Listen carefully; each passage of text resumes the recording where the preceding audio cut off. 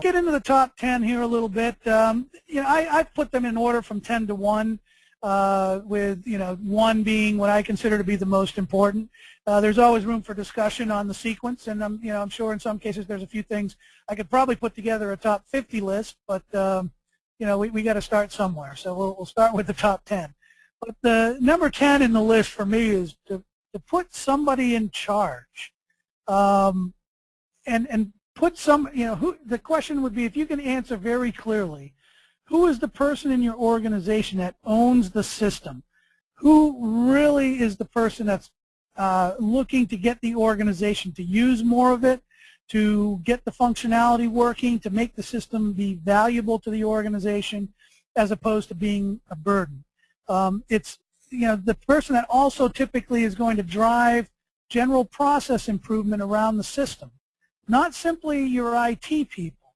It's not the last bullet you can see on the list. It's not the technical IT person. This is really who's the business owner of this system, and who's going to really make sure we can get the system humming. It's the person who will be evaluating and monitoring the quality of the data.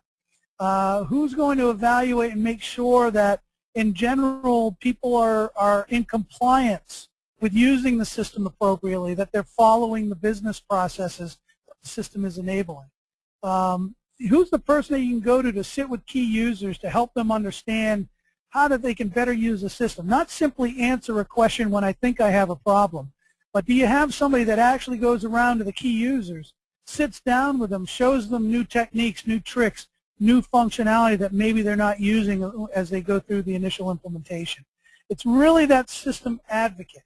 If you don't have that person in your organization, or if you're looking at this from a corporate standpoint, there might be a corporate person in that role, but even down to the plant level, there probably needs to be somebody in that plant that really owns the system, not the IT person.